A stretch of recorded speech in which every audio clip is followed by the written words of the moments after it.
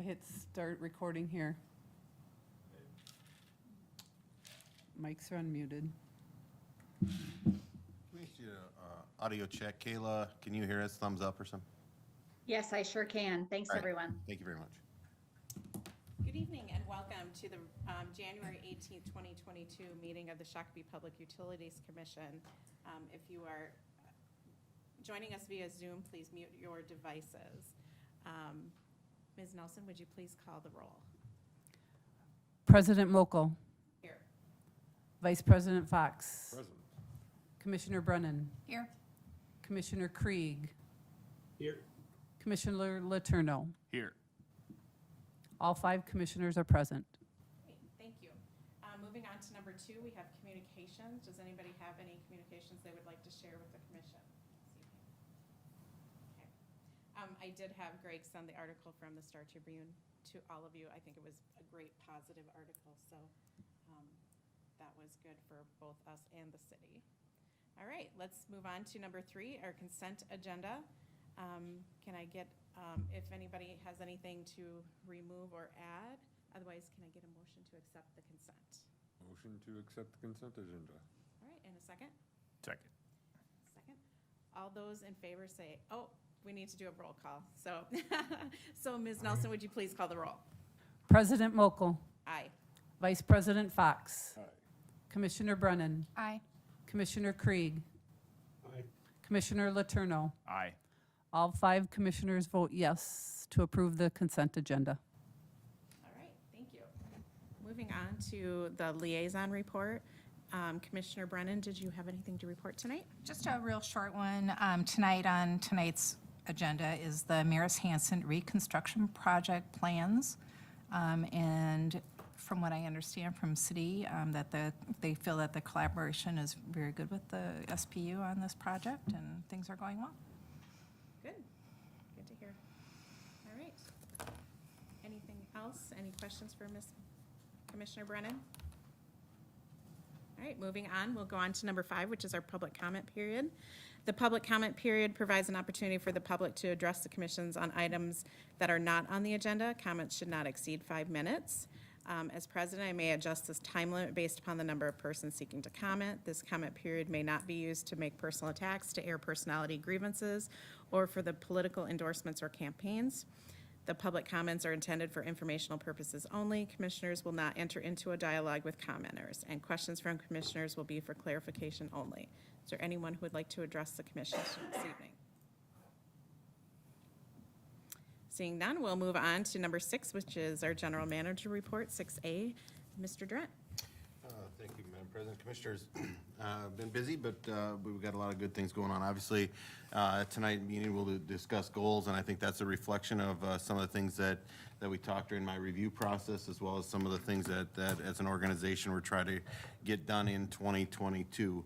I did meet with the school board facility committee, myself and one of our engineers, engineering supervisor, Martin Drouillard, went there and met with them on January 12th. And we had some discussions about the SunPath property that for a future treatment plant. Went really well. They had asked us to make some slight modifications. So we're going back now to our engineering firm and asking on those modifications what a treatment plant would look like, and then getting them some revised maps on what that would look like for a potential agreement. So we're in discussions. Things are going well, and we will continue to work through that. Our IT department has been working on a Scott County fiber system. One of our things that we're going to try to get going this year is to get on that Scott County fiber system. We think it's an important part of our organization, especially as we get into AMI and some of those things. Lots of AMI meetings are being held now. We have another meeting this week, but we're definitely continually starting to gather data on that and moving on that.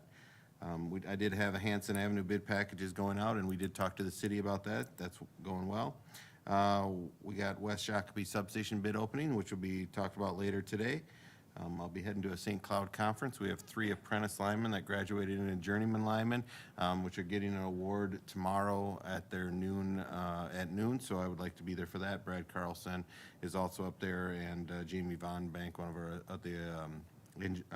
electric supervisor is up there, so that's going to be an exciting time for those guys. A big milestone. It takes 4 years of training to get that, so we're pleased that we have our apprentices going through that. I am signed up also in February 8th and 9th with Commissioner Brennan, MMU Legislative Conference. So if you have any specific questions for us, MMUA kind of leads that, and we kind of talk to our legislators about things that are on the minds for energy. So if you have anything specific that you want to talk about, otherwise we get kind of a sheet on the things that are coming down the pipeline in the legislative session, and we talk to our legislators about that. So that'll be a good one. I went to one many years ago, but I haven't been recently. But that's one of the things that I want to make sure I'm a voice for the utility at some of those things. We did have the Star Tribune article, so I think there was a couple of us that got interviewed on that. So I thought it was a well-written article. So if you have any other questions or comments, please send them my way. MVEC service territory, I got an email Friday on that. There's one thing that we're going to work through over the next couple of weeks. They would like to get an agreement in place for approval at their January 30th, last Monday, I think it's the 30th or the 31st. They would like an approval. So we have a meeting scheduled with Kayla tomorrow, just to talk about the one remaining timing issue more than anything on when that 10-year agreement starts. So we'll go back and forth. We'll have that, and then we'll bring it back to this board before final approval. But we think we can get to an end, and the end is very close, and we think by next meeting we'll be able to have something for you to vote on. So we're excited about that. Again, this is going to be probably a 8-9 month process by the time the actual switch over of customers happens. We're going to meet with Prior Lake. We're going to meet with our other customers. Lots of things we need to happen in between there, but we are excited to get that done. And then the last thing on my list is some COVID stuff that we've had a couple people that have been out a little bit. We've had we know the case numbers are way up right now. We got countertops in our drive up just today. So we have a contingency plan on working remotely. We're internally talking about, we want to make sure that we can always service our customers. So we're talking about closing the lobby, but then have to have the drive up open before we would do that. So if you see that, I'll post on there. It's strictly a case number. We're trying to, like Joe is out he's working, but he's in the conference room today. Lon Schemmel's at home doing this, just so we don't all get in the same room. So we're trying to be proactive on some of those things, making sure that if we do have an exposure, that it's not crippling to the organization or we're out for several weeks. So if we see some minor changes, that's what that's about. So we're just going to make those on the fly, but we are going to try to work some remotely and some back in. Obviously, our field personnel, we struggle with that a little bit, so we're trying to. There are morning meetings. Our water department now are doing Zoom meetings again, so they're not in one small group together. Our electric is kind of divided up into 2 different break rooms and some of those things. So internally, we're trying to do some of those things to make sure that our service is always there for the public. So, but we may, unless there's a complete objection, we may close the lobby and then just run drive up for a little while for a couple-week period. So, with that, those are the things I had. With that, I will stand for any questions. Any questions for Mr. Dren? I don't have a question, but congratulations to the 3 journeyman apprentices who are graduating. It's a good way to strengthen our organization. So Super excited about Yeah. it. So thank you. I will definitely pass that along. Yes, thank you. With that, we will move on to number 7, which is our water items, 7A, our water systems operation report. Mr. Schemmel. Thank you very much. As Greg had mentioned, we're using a form of our COVID protocol from before. Since water department has a lot of interaction with the public, we're not going into homes until probably the 1st of February after we reevaluate, has the new curve flattened again, that kind of thing. So we are distancing from each other. Tank 8. This morning we began the filling and disinfection process. It's now 5% full by volume with a pretty strong solution of chlorine. We need to leave it that way for at least 6 hours, which will be overnight. We can start to resume filling it tomorrow. It should take maybe 2 days to get it totally full, at which point it has to sit 24 hours before we can sample it bacterially. So things are going well with that. The water department has sent out requests for statement of qualifications from 10 engineering firms. We feel the need to kind of freshen up our engineering pool with an eye toward the possible future treatment needs. We ask that the engineering companies get these back to us by January 27th. We'll select up to 3 firms. Usually there's 1 primary and maybe 2 secondary as needed if necessary. It's for general engineering and technical or specialty. Some of those would be GIS, hydraulic modeling, SCADA, that kind of thing. And we hope to have those back to the commission by the February 21st meeting. I believe that's all I have at the moment. If there are any questions. Is there any questions for Mr. Schimmel?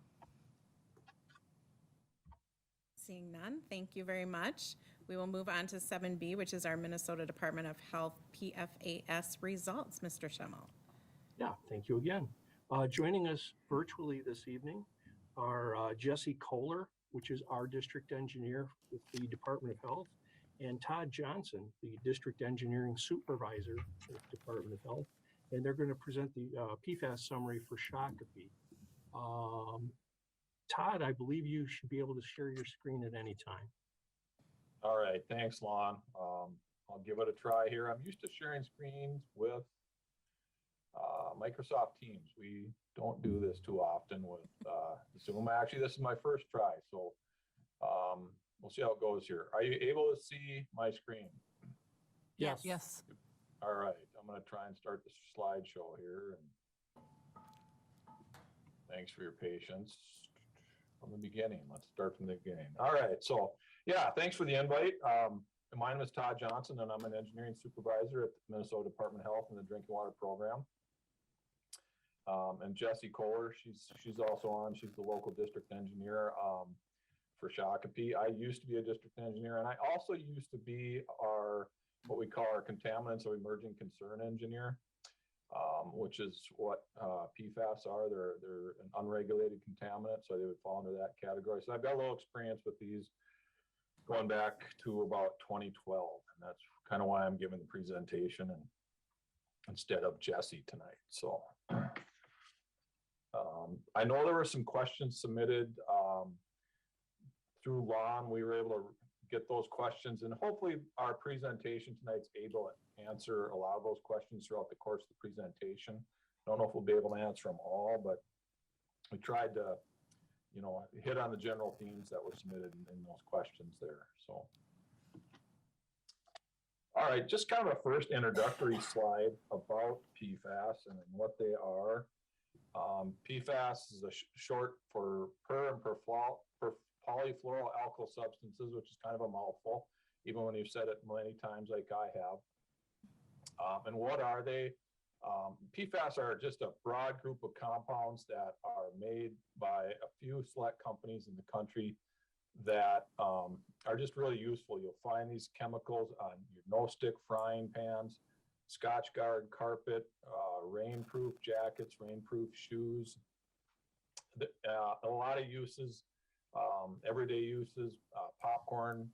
One analogy I like to make is if you're baking brownies or cake out of a cake or brownie mix, and you cut that package open and pour that powder out, it all slides out nice and nothing sticks to the inside of that package. That's PFAS on the inside of that pocket there that helps that powder slide out when you're baking brownies or something. PFAS are often called forever chemicals because one of their properties that make them so great for their no-stick properties is that they don't break down in the environment. A lot of compounds, when they get in the environment, they'll naturally, you maybe hear the term biodegrade, break down over time into less toxic compounds. But PFAS, they do not break down. And one of the properties that is great is that nothing sticks to them. They don't stick to anything else. So when they get in the groundwater, they don't stick to the soil and just slow down. They'll just actually continue to move right through the environment once they get into a groundwater plume. They are also not regulated under the Safe Drinking Water Act. That's kind of that last bullet item there. My timer must have gone off on that. There we go. Most compounds that we sample for are regulated under the Safe Drinking Water Act, but EPA has not set any MCLs or enforceable standards for those compounds yet. And I'll try and touch on that a little bit later in my presentation here. All right, so a little bit of quick background on sampling the city of Shakopee water supply for PFAS. The first time we did this was back in 2014 and 2015, and that was under a federal program called, short is UCMR. And the purpose of that program is the EPA wants to take a look at compounds that are unregulated yet. And so they'll sample them nationally at every system over 10,000 people. And the purpose of that is to see if they are occurring frequently enough and at concentrations high enough where the EPA feels they should regulate them. So back in 2014, 2015, Shakopee was one of the systems in the state that we sampled for PFAS. At that time, we did not sample every single well for PFAS in the city of Shakopee, just what we would call representative wells. And back at that time, we didn't find any PFAS compounds. And I can't necessarily say that we didn't find them because they weren't there. I might touch on this a little bit later in the presentation, but one reason that compounds weren't detected back in 2014 and 2015 is that analytical limits what the capabilities of the labs that run these tests to detect things was not as sensitive as it was now, or as it is now. We were probably looking for things at the parts per billion level back then, and now we're able to detect them at the parts per trillion level. So they may have been there, they may not have been there, but if they were, we did not detect them given the limits of the analytical methods at the time. Okay, so we sampled Shakopee in 2021. That's what we're going to talk about, those results coming up here. And we did that as part of what's called MDH's statewide PFAS sampling. These compounds are not regulated under the Safe Drinking Water Act, so we don't routinely sample for them, but they've become enough of an issue nationally and at the state level that the drinking water program at MDH has decided we're going to try and sample every single public water supply in the state. And we started doing that in 2021 in phase 1 of that project. This sampling is voluntary, not required, but we've had very few systems opt out of that.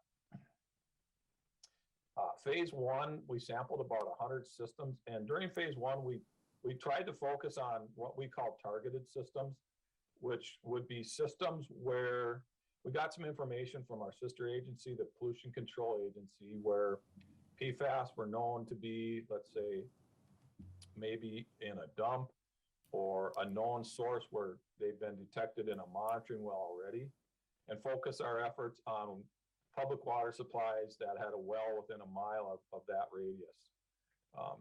Kind of increase the odds of finding it or start where we think we might find it.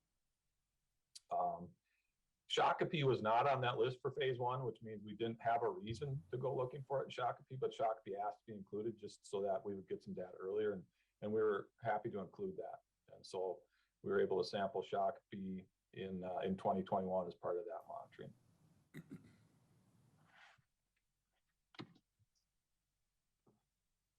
Just a little background on how we evaluate what's considered a safe level of PFAS in a water sample. So MDH has what we call our own health-based guidance values, which are not legally enforceable, but they give us a good guide to know what a safe level or a level that wouldn't impact human health would be in water supplies. These are not enforceable, and they do not consider cost or treatability like a federal standard would. And so there's an equation at the bottom of this table that calculates what we call a health risk index. And I look at that as a way to, instead of evaluating each of these compounds individually, it gives us kind of an additivity. The compounds that we use to calculate this health risk index all have the same health endpoint in the human body. So I think, I'm not a toxicologist, but I think it might be the kidney. So we take the fraction from each of those compounds, add it up, and come up with what we call a health risk index. And anything over a value of 1 is considered an exceedance. So when we sample water supply, we do that calculation, and we want that value to be less than 1. We would consider the water to be safe to drink. This portion of the slide over on the right, that's a table, starting with 2002, and as you scroll down, it goes down to 2019. It kind of gives you an indication of how those values have changed over the years. So in 2002, for PFOA, which is one of the compounds, 7 was considered the safe value. And by the time you get down to 2019, we're at 0.035. So there's been quite a change in what we could consider a safe level of some of these compounds over the last 17, close to, well, we're at 20 years now, so we're in 2022. And I think this graph is also, it's not meant to show that, but it's also kind of a good visual as to what laboratory reporting limits have done too. Back in 2002, laboratory reporting limits were a lot higher than they are now. Those numbers are not laboratory reporting limits, but it's a good analogy to that. So. All right. So what did we find in 2021 sampling of Shakopee wells? So, you know, the column that shows wells is the well that we sampled. The individual columns with the compounds on top are the analytical results for those particular PFAS compounds. And that is shown in parts per billion, micrograms per liter, or parts per billion. And the column on the right is the health risk index, which is that value I showed her in that earlier slide where we like to see that less than 1.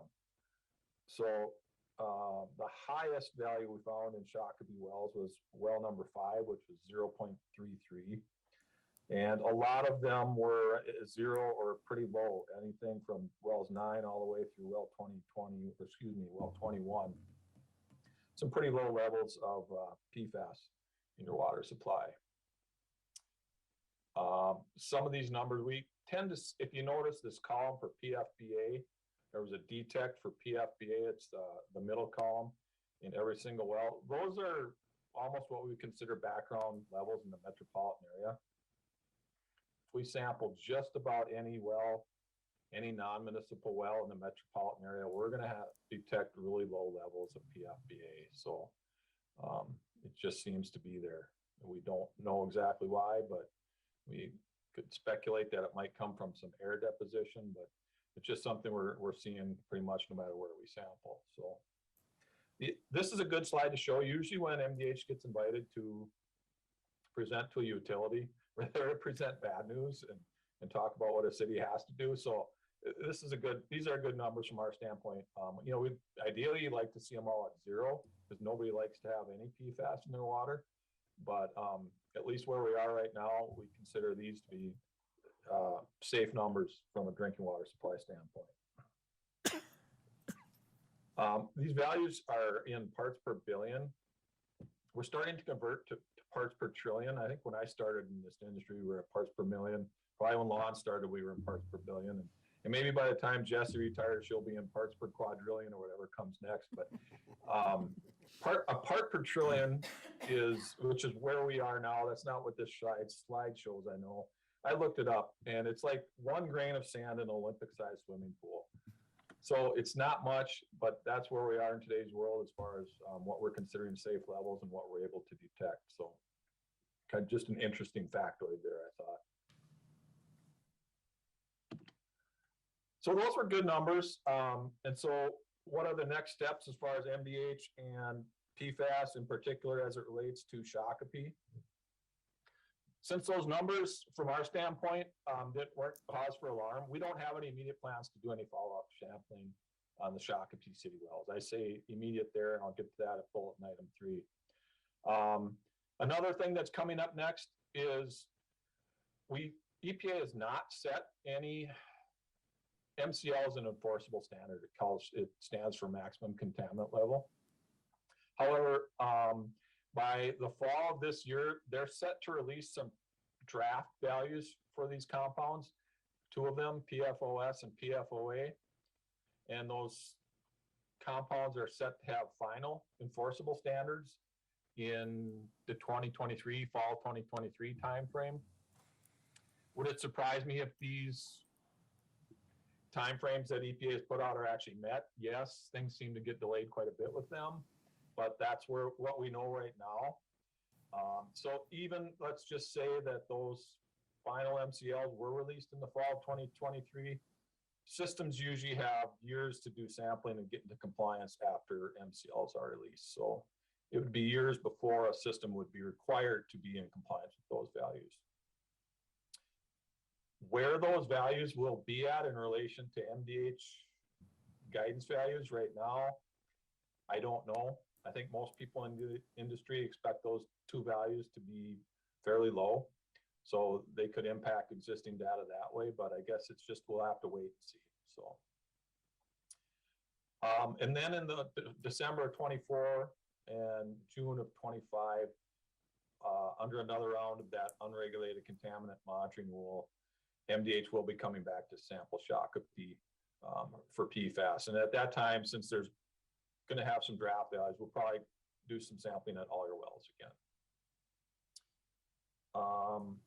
I know that some cities do their own sampling, and if that's something the city of Shakopee wants to do on an annual basis or however frequently they want to, we're here to assist, and we do recommend and support cities that do that. So whether it's for PFAS or pesticides or 1,4-dioxane, cities sometimes do some of their own monitoring, and that's never a bad idea.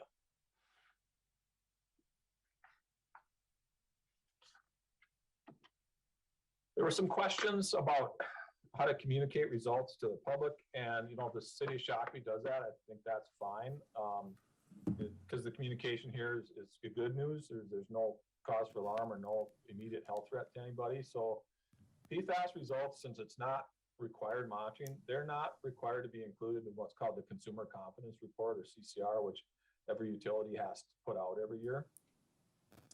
That said, MDH always recommends that any sampling that's done on a system is included in the CCR, whether it's Shakopee and PFAS or pesticides or whatever sampling a city may have done with MDH or even on their own. It's just, we just think it's good policy to be transparent with your customers. And if the city does decide to do that, we've got some resources the city can turn to give you context about what those results mean and how to communicate those out to your customers. The results will be included on what we call our MDH PFAS dashboard, which is not up and running yet, but we hope to have it up and running within a month. And what that is as part of our statewide sampling plan that we're currently doing, and as part of our goal to sample every water supply in the state, we're going to put those results on a dashboard. So anybody, any reporter, the EWG can go out there and click on Shakopee or Duluth or Brainerd and see if it's been sampled for PFAS and what those results will be. So if you're looking for that, like I said, we're maybe in February sometime, that should be online. And that bottom bullet is just a link to our PFAS page. We've got a lot of information about PFAS, what some systems have done in the state, what the health impacts are, who the health impacts affect more than others. It's just a really good resource if you're interested in going to that. A lot of great information about PFAS there. And once again, just thanks for the opportunity. Like I said, it's fun to come and talk to a city about relatively good news, because usually we often bear bad news, and there's our email there. If you need to contact either of us with some questions after this meeting or anytime down the road, we're there to help answer those questions. So All right. turn it back to you then, Lon. Well, thank you. Todd, I think I'd ask this question because we do intend to develop our own sampling program. And I think as long as the lab we use does method 533, the state would accept those numbers. Yes, those would be great results. That's the method our public health lab at St. Paul uses, is method 533, and what I think most utilities that are doing their own sampling are going to be using that method. There are labs in the area that do run analysis under that method now. So, Okay, great. Thank you. Also, we probably covered a lot of the questions, but if there are any that are still really pressing that weren't answered by this presentation, please feel free to ask us. Send me an email again. We'll get some answers for you. Some of them, it's just a little too new of a process yet, since the state's just now doing kind of a discovery statewide on what's going to happen and where it's going to go. So that, nobody knows just yet, but, step one in all of these processes is data collection, so that's why we want to help the state out and do what we can for that. Are there any questions at this point that any of us might be able to answer? Any questions from the commissioners? No, it looks like we got them mostly answered. Thank you for the presentation, Mr. Johnson. I have a couple of questions. Oh, did you have, Justin? Sorry. It's all right.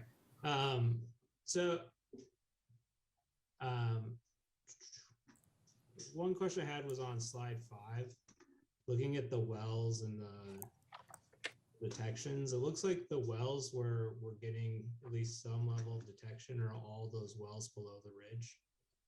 All the upper wells on top don't seem to be getting much of anything.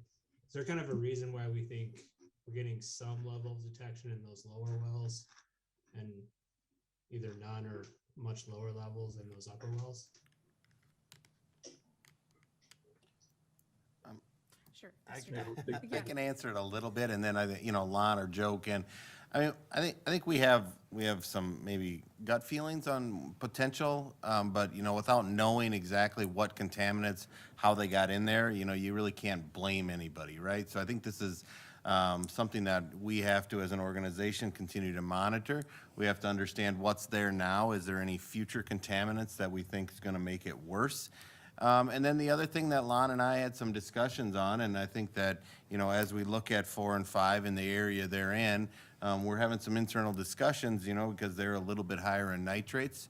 If there's a couple things that we need to worry about, is it time to move on? So I think that's what we're going to focus on over the next year or so, is looking at those. But I agree, we had those same internal discussions, and we'll be working on that and having some future discussions with the commission.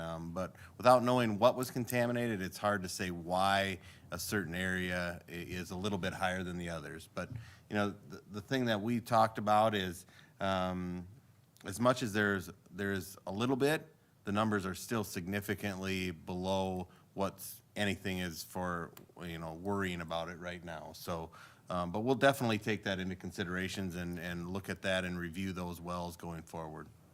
Right, and it's just conjecture at this point, but it was used in agriculture, and a lot of the areas where you're seeing the higher numbers was more agricultural sooner than later, earlier, or what do I want to say? Not in the far past distant future, but up on the ridge, there's still tree line and a lot of rock, and it's not farmed as much. So we're, maybe that's an explanation. I'm not sure. Did you have another question, Commissioner Craig? Yeah, on the slide 4, where the values are kind of going down over time, I mean, even 2016 to now, those HPVs are half of what they were. Do we kind of expect that to kind of continue? Kind of what's kind of driving the idea that, is it just our ability to detect at lower amounts, or is there research showing that, that there's more of a concern and we should lower the kind of the acceptable amounts? What's kind of causing the overall trend in those values? Yeah, great question. It's not the laboratory detection limits that are causing those numbers to go down. Those are usually going down based on new research. You know, these are in the chemical world, these are relatively new still. I know Department of Health's been evaluating them in the East Metro since, you know, 05, 06 when we started finding them out there in the East Metro. But it's basically new studies showing that they are more of a health risk than we knew during the previous go around when these things were evaluated. So in my crystal ball, I don't expect these values to go up, you know. I don't necessarily say they'll go down, but it wouldn't shock me if they continued to go down. You know, and if these values go down, it pops that health risk index number higher. So Yeah. Yeah, that's what I was doing. So I took these and then I took the test values and then I moved them around to kind of see at what point do we essentially have a HR above 1. yeah, So that's why I was asking. But it Yeah. does take, you know, cutting them more than half again before you start having problems. So. but it's definitely something that we're keeping an eye on. With those release of the EPA numbers, if they go down significantly lower, I think our toxicologist would probably look at our own numbers again. They may go down, you know. Okay. Any other questions from commissioners? Thank you, Mr. Johnson. Thank you, Ms. Kohler, for attending tonight and giving us this Welcome. update. Anything else, Mr. Schemmel? Nope, thank you. All right. Well, thank you, everyone. We will move on to number 8, which is our electric items. 8A is our electric systems operations report. Mr. Drent. Thank you very much. We had 2 outages since our last commission meeting. On 1/4, we had 2 customers out for 53 minutes. County Road 101, a jumper broke off, but this was just a tap to 2 customers. And then on 112, we had 22 customers out. Van Buren and Hanson, a squirrel, lasted 29 minutes. Working on an underground primary install for some new customers on Clearview Road. We are working on that duct bank, County Road 8 and 10. The system is back to the normal feed. Boring at Valley Crest. We did have a shutdown at River Bluff Apartments. The set transformer and primary service was installed. We did install a Triple Crown temporary service is finished. Minnesota Valley Transit Authority bus shelters, we've been working on some of those. We upgrade some metering sockets at Canterbury and during a shutdown car wash. And street light completed on Windermere 4th edition. And we had 2 street lights were damaged from vehicles during some storms and stuff, that we got those repaired as well. With that, Brad is again at the conference, so I just took his report. I would happy to answer any questions if I can. If not, I will defer till next meeting. All right. Are there any questions for Mr. Drent? Seeing none, thank you very much. Thank you very much. Moving on to 8B, which is our West Shakopee Substation Power Transformer bid results and awards. Mr. Adams. Can everybody hear me okay? Yes. Okay, thank you. The West Shakopee substation is to be located along County Road 69, just south of Highway 169. And we do need more capacity on that side of town and our system due to the growth in the Windermere area and the planned acquisition of the additional service territory in Jackson Township from the co-op.